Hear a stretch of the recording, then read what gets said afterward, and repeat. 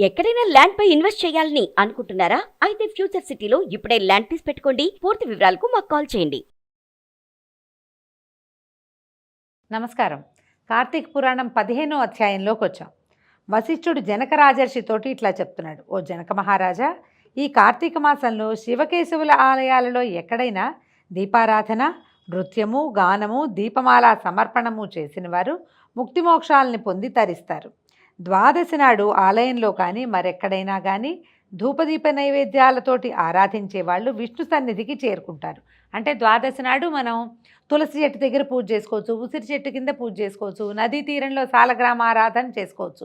ఒకటి దేవాలయంలోకి వెళ్ళే చేసుకోవాలని లేదు, ఎక్కడైనా సరే మన ఇంట్లో కూడా విష్ణుని అర్చించిన వాళ్ళకి ఇలాంటి ఫలితం లభిస్తుందన్నమాట. అయితే ఇతరులు పెట్టిన దీపాన్ని పైకి ఎగదోసి ప్రజ్వలింపచేసిన వారి పాపాలన్నీ ఆ దీపాగ్నిలో భస్మమై వారికి శుభాలను కలిగిస్తుంది. కొండెక్కిన దీపాన్ని వెలిగించిన వారి పుణ్యం అపారం. అటువంటి వారిని చూసిన వారి పాపాలు కూడా పటాపంచలైపోతాయి. దీనికి సంబంధించిన ఒక కథ చెప్తాను, వినమన్నారు. మనం దేవాలయంలోకి వెళ్ళినప్పుడు పక్క వాళ్ళు ఎవరో ఒక ప్రమిద నిండా నూనె పోసి పెట్టారు. అయితే దీపం వెలిగించి ఒత్తి వెలిగించి పెట్టారు, కానీ గాలికో చుట్టుపక్కల ఆడవాళ్ళ గబగబా నడుస్తుంటే వాళ్ళ చీరలు రెపరెపలకో ఒక్కోసారి దీపం మలిగిపోతుంటుంది. ప్రమిద నిండా నూనె ఉందనుకోండి, ఈ ఒత్తిని కొంచెం పైకి లాగి మన దీపంతో పాటు వాళ్ళ దీపం కూడా వెలిగిస్తే అది అత్యద్భుతమైన ఫలితాన్ని ఇస్తుంది. దీపంలో ఒత్తేసారు, కొంచెమే నూనె పోసారు, మనం మరి కాస్త నూనె పోసి ఆ దీపాన్ని ఇంకాసేపు వెలిగేందుకు అవకాశం ఇచ్చినా కూడా మహాద్భుతమైన ఫలితం ఇస్తుందండి. సాధారణంగా మనం ఎట్లా చూస్తామంటే, ఇప్పుడు దేవాలయాల్లో గమనించండి ఈ మాట, ఇలాంటివి మనం ఎందుకు వింటాము? కార్తీక పురాణాలు వినేసి ఒక రోకటి పాటలాగా వదిలిపెట్టేయడానికి కాదు, ఆలోచించటానికి. మనం దేవాలయానికి వెళ్తాం, ఎవరెవరో దీపాలు పెట్టుకుంటారో మనం ఏం చేస్తుంటాము, ఆ దీపాలు పక్కకు తోసి మనం దీపం పెట్టుకోవడానికి వెళ్ళాం, మనం కూడా పెట్టేస్తాం. పక్కకు తోస్తే పాపం వస్తుంది, నువ్వు దీపం వెలిగించిన పుణ్యం అంతా పోతుంది. అదేం పుణ్యం కింద లెక్క కాదు, నువ్వు తోసిన పాపం ఉండిపోతుంది. ఎప్పుడూ వెలిగే దీపాన్ని పక్కకు తోయకూడదు, ఇతరుల దీపాలని మలగజేయకూడదు. మలిగే దీపాన్ని వెనక్కి వెళ్ళిందంటే మలిగిన దాన్ని వెలిగించితే పుణ్యం. దీపం మలగకుండా మనం పక్కకు మాత్రం తోయకూడదు. జ్ఞాపకం పెట్టుకోండి, దేవాలయాల్లో దీపాలు పెట్టేటప్పుడు చాలామంది పెట్టేస్తారు. మనం 10 పట్టుకెళ్ళద్దు, ఒక్క ప్రమిద పట్టుకెళ్ళండి, ప్లేస్ సరిపోతుంది.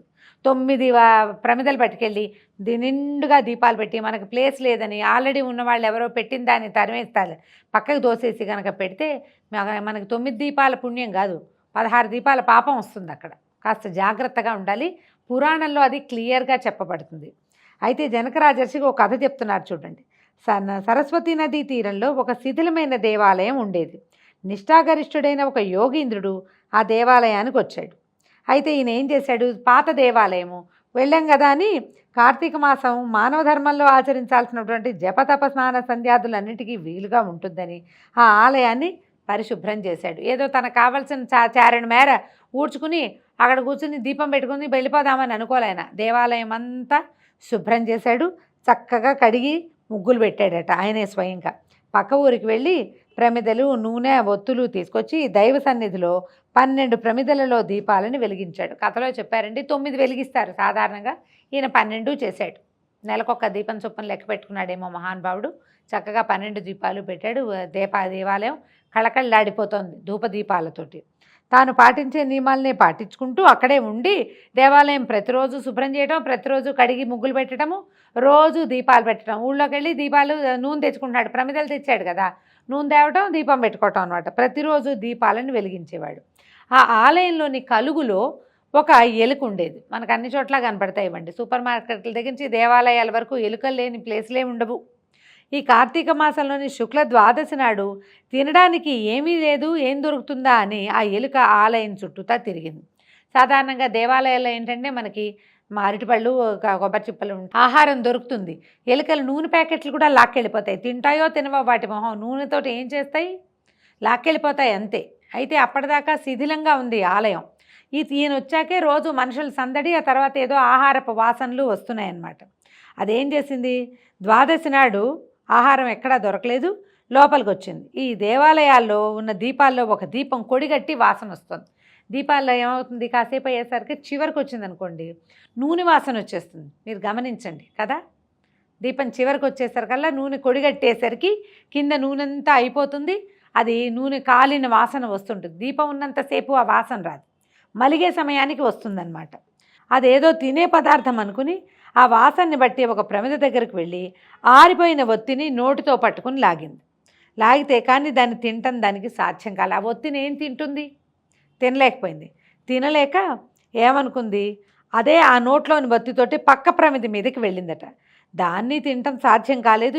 ఏం చేసింది, ప్రమిదలోని దీపంతో నోటిలోని ఒత్తి అంటుకుంది. ఇది పట్టుకెళ్ళింది కదా, తీసుకెళ్ళింది. రెండో దీపం వైపుకి వెళ్ళేసరికల్లా ఆల్రెడీ ఖాళీ కొంచెం నూనె ఉన్నటువంటి ఈ ఒత్తి భగ్గుమని అంటుకుంటుంది. అంటుకునేసరికల్లా ఇది కంగారు పడి అగ్గి మండేసరికల్లా ఏం చేసింది, విదిలించేసింది. విదిలిస్తే అక్కడున్న ప్రమిదలో పడింది. ఇది ఈ ఒత్తి వెలుగుతున్న ఒత్తి పడేసరికల్లా అనుకోకుండా ఇలా సంఘటన ఒక్కసారి నోట్లో ఉన్నది భగ్గుమని మండటము, అది కంగారు పడి విదిలించడము, అది పోయి ఒక ప్రమిదలో పడి జ్వాల పైకి లేచేసరికల్లా ఎలుకగా ఉన్నవాడు ఎలుక ఉన్నట్టుండి భగ్గుమని మంటలాగా వచ్చి ఒక మానవాకారాన్ని దాల్చిందట. యతీశ్వరుడు ఆ పక్కనే జపం చేసుకుంటున్నాడు. ఈసారి సడన్గా జరిగినటువంటి హఠాత్ సంఘటనకి ఆయన కంగారు పడి ఉలికిపడ్డాడు. ఏం జరుగుతోంది ఇక్కడ అని. ఇక్కడ ముందు ఎలుకొచ్చింది, ఆయన చూడలా. సడన్గా దీన్ని శివలింగం పక్కన ఒక పెద్దగా మనిషి ఆకారం రావడం మాత్రమే ఆయన గమనించాడు.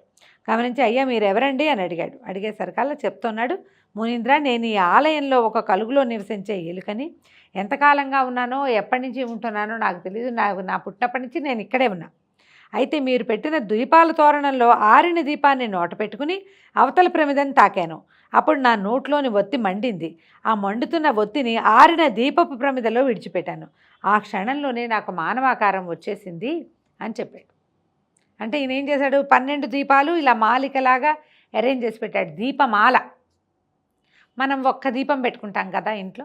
ఎప్పుడైనా చక్కగా వరుసగా ముగ్గులు వేసి లైన్గా దీపాలు పెడితే దీపమాల సమర్పణము అంటారు. జ్వాలగా వెలిగేటువంటి ఒక 9 లేదా 11 లేదా 21 వరస ఇవ్వటం. ఆ వరసని వెలిగిస్తే కనుక దీపమాల అంటారు. ఇలా కూడా చేయొచ్చు. అయితే రోజువారీ దీపమాలలు పెట్టం కదా మనం, పర్వదినాల్లో పెడతాం. ఏకాదశి నాడు దీపమాల, ద్వాదశి నాడు ఉదయం దీపమాల, తర్వాత పౌర్ణమి నాడు దీపమాల, అలా చేసుకోవచ్చు. ఈయన ఇట్లా 12 పెడుతున్నాడు కదా, అవి మాలలు అలా చక్కగా ఒకదాని వెనకాల ఒకటి పెట్టి లైన్గా పెట్టాడనమాట. తోరణంలాగా పెట్టాడు.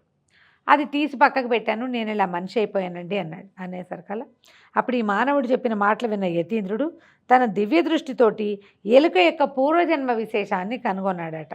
ఏం చెప్పాడు, ఈరోజు కార్తీక శుద్ధ ద్వాదశి, తినడానికి ఏం దొరుకుతుందా అని వెతుకుతూ ఆలయం చుట్టూ ప్రదక్షిణ చేశావు తెలియకుండానే. తర్వాత స్వామి సమీపంలో ఉన్న దీపజ్వాలని చూశావు. అందులో ఆరిన ప్రమిదలోని ఒత్తిని తినే వస్తువని భ్రమపడి నోటితో ఖర్చుకుని పక్కకు కదిలావు. వెలుగుతున్న ప్రమిదలోని జ్వాలతో నీ నోటిలోని ఒత్తి వెలిగింది. ఈ విధంగా అది నువ్వు భయపడి విదిలిస్తే నువ్వు ఏ ప్రమిదలోంచి తీసావో ఆ ప్రమిదలోనే, అంటే ఆరిపోయిన ప్రమిదలోనే మళ్ళీ పడి వెలిగేసరికి దీపం వెలిగించిన ఫలితం నీకు లభించింది. అంచేత నీ పాపాలన్నీ తొలగిపోయి నువ్వు మానవాకారాన్ని ధరించావు నాయన. పూర్వజన్మల్లోని పాప ఫలితంగా నువ్వు ఎలుకగా పుట్టావు. ఎంత బాగా చెప్పారు. అంటే మనం కొన్ని జన్మల్లో అంధకారంలో కూరుకుపోయే లాంటి పాపాలు ఏమైనా చేస్తే ఇలాగ ఎలుకలు పందికొక్కుల్లాగాను పుడతారటండి. పందికొక్కుకి వెలుగుండదు, ఎలుక్కి వెలుగుండదు దాని జీవితంలో. అలా బొరియల్లో దూరుతుంటుంది, బయటికి వచ్చినా పరిగెత్తుకుంటూ వెళ్ళిపోతుంది, భయంగా ఉంటుంది. దానికి ధైర్యంగా ఉండేది ఆ చీకట్లో మాత్రమే. అలాంటి జీవితాలు వస్తాయి. కొన్ని పాపాలు చేయకూడదు. ఏ పాపం వల్ల ఇతను ఎలుగ్గా మారాడో చెప్తున్నాడు చూడండి. గడిచిపోయిన జన్మలో నువ్వు బాహ్లిక దేశంలో జైన మతంలో పుట్టావు. నువ్వు నీ కుటుంబ పోషణం అనే తాపత్రయంలో పడి ధనాపేక్షకు లోబడి స్నానం సంధ్యలను కులాచారాలను నిర్లక్ష్యం చేశావు. నీచులతోటి స్నేహం చేసినందువల్ల నీకు చెడు అలవాట్లు వచ్చినాయి. అంటే ఎవరైనా తమ ఇంట్లో ఉన్న ఆచారాలని ఆనుచానంగా వంశానుగతంగా వచ్చేటువంటి పూజా విధానాన్ని పద్ధతిని, పెద్ద పెద్ద పూజలు ఉండక్కర్లేదండి, ఇంట్లో ఏవో కొన్ని పద్ధతులు ఉంటాయి. ఈ గుడికి వెళ్ళాలి, ఈ దేవుడికి ఏదో ఇవ్వాలి, ఈ పండగ ఇలా చేసుకోవాలి, ఈ పండగ నాడు చాకలికి పెట్టాలి, ఎవరికో పెట్టాలి, ఇలాంటి పద్ధతులు ఉంటాయి. వాటిని పాటిస్తే చాలు. ఇప్పుడు ఎవరో చేసే పూజలు, ఎవరో చేసేటువంటి యజ్ఞాలు మనము చేద్దాం, హోమం చేద్దాం, ఇలా ఆలోచించక్కర్లా, అంత పెద్దవి చేయక్కర్లా. మన ఇంట్లో ఏది ఉందో, మన కులాచారం ఏదో, అంటే మనం ఒక గుంపుకి, ఒక సమూహం, కులం అంటే అదొక పెద్ద పదంగా ఉంటుంది. నిజానికి అంత పెద్ద పదంగా దాన్ని ఆలోచించకూడదు. మనం ఏ గుంపుకి చెంది ఉన్నామో, ఎలాంటి సమూహంలో ఉన్నామో ఆ సమూహానికి చెందినటువంటి ఆచారాలు, సంప్రదాయాలు, నమ్మకాలని పాటించాలి. త్రికరణ శుద్ధిగా మా పెద్దవాళ్ళు చేశారు, పెద్దలు చెప్పారు, చేసాం. మా అమ్మ నాన్న నేర్పించారు, అవి నేను చేస్తాను. మా ఇంట్లో ఉంది, మా అమ్మ వాళ్ళు కొద్దిగానే చేసేవాళ్ళు, నేను చేస్తాను, దాన్ని నేను కంటిన్యూ చేస్తా అని మన ఇంట్లో ఉన్న ఆచారాన్ని కంటిన్యూ చేయాలి. అది ఎట్లాగా?